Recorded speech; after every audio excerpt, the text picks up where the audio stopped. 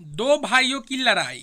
जज मेहता हमेशा की तरह वक्त पर कोर्ट पहुंच गए थे और अपने सामने पड़े ढेर सारे केसों की फाइलों देखकर हमेशा की तरह उनका मन उदास हो गया था। जब से वह जज बने थे उन्होंने हजारों केसें की सुनवाई की थी और इन सब से मारा मारी, धन दौलत, जमीन के लिए लड़ाई, स्त्रियों के लिए लड़ाई, चोरी चकारी, लूटपाट, इन सब के अलावा और कुछ खास नहीं होता था।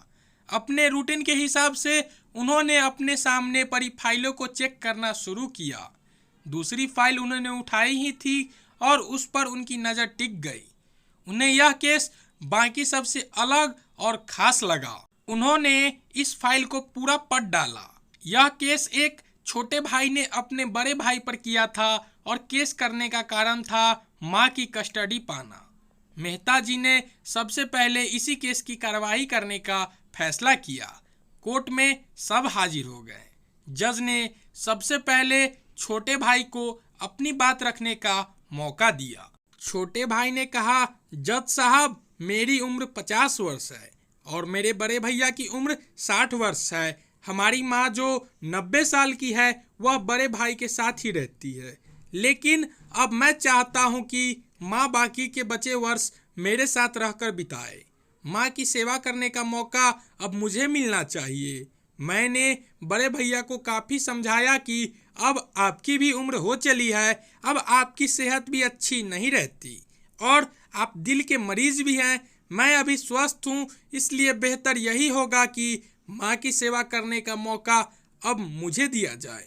वैसे भी माँ पिछले 40 सालों से उनके साथ ही तो रह रही है। क्या मेरा हक नहीं बनता कि माँ मेरे साथ भी रहे? लेकिन बड़े भैया हैं कि इस बात को मानने के लिए राजी नहीं हैं, इसलिए मजबूरी में मुझे उन पर केस करना पड़ा। अब बड़े भाई की अपनी बात रखने की बारी थी। बड़े भाई ने कहा, यह बात सच है कि मेरी उम्र 60 साल है। यह बात भी सच है कि अब मेरी सेहत पहले जैसी नहीं रहती, लेकिन उतना ही सच यह भी है कि मैं सिर्फ जिंदा रह पा रहा हूँ तो इसलिए क्योंकि मेरी माँ मेरे पास है। चाहे मेरी सेहत कितनी भी खराब हो, चाहे मेरी जिंदगी नर्क जैसी ही हो, लेकिन मेरी माँ मेरे पास होने की वजह से वह तकलीफ़ों भरी जिंदगी स्वर्ग जैसी बन जाती है।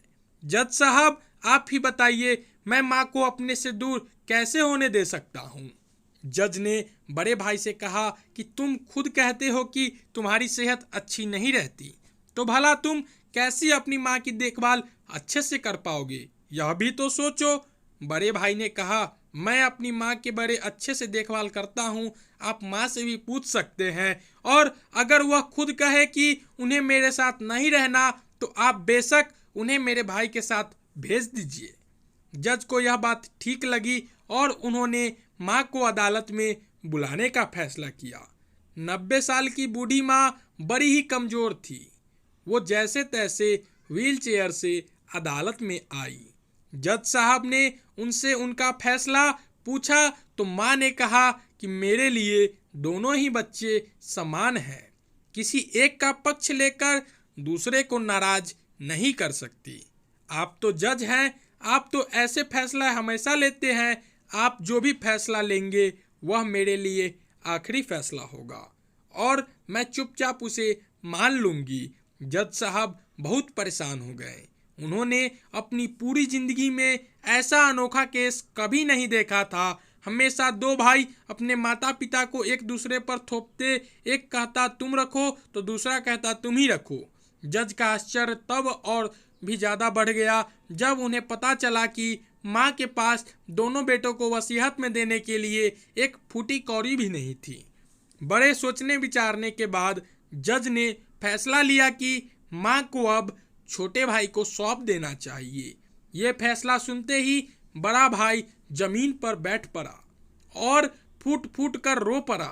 उसे रोता देख कोर्ट में हाजिर सभी के साथ जज की भी आंखों में आंसू बह निकले।